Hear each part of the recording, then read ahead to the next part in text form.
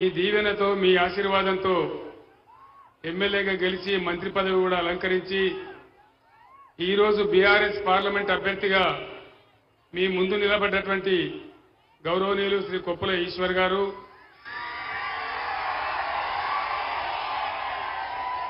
వేదికపైన ఉన్నటువంటి మాజీ శాసనసభ్యులు, ఎమ్మెల్సీలు, స్థానిక సంస్థల ప్రజాప్రతినిధులు, పార్టీ స్థాయి రాష్ట్ర నాయకులు, మీ అందరికీ కూడా నమస్కారాలు. 44-45 డిగ్రీల ఎండ ఉండే ఈ టైంలో అశేషంగా ఎండ బాధ కూడా అనుభవించేంత దూరం తరలి వచ్చినటువంటి నా అన్నదమ్ములకు, అక్క చెల్లెలకు అందరికీ పేరు పేరున నమస్కారాలు.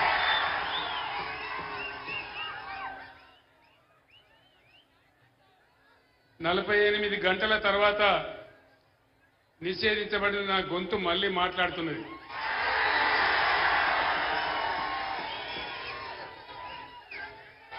నేను ఏం చేసినాని నా గొంతు నాపినారు.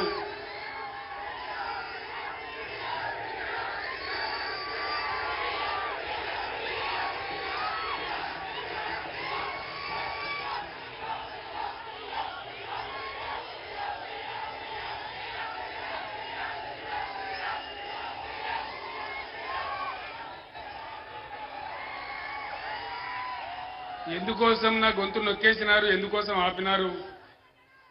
ఈ రాష్ట్రంలో చేనేత కార్మికుల కోసం ఆర్డర్లు ఇవ్వడం లేదు, గత ప్రభుత్వం ఇచ్చిన ఆర్డర్ల యొక్క బిల్లులు చెల్లించడం లేదు, అనేక చోట్ల చేనేత కార్మికులు ఆత్మహత్య చేసుకుంటా ఉన్నారు అని బీఆర్ఎస్ నాయకులు ప్రశ్నిస్తే ఒక కాంగ్రెస్ నాయకుడు, మీరు మొన్నటిదాకా దొబ్బితిన్న చాలదా, ఇప్పుడు నిరోధులు అమ్ముకోండి, పాపడాలు అమ్ముకోండి అని మాట్లాడినారు.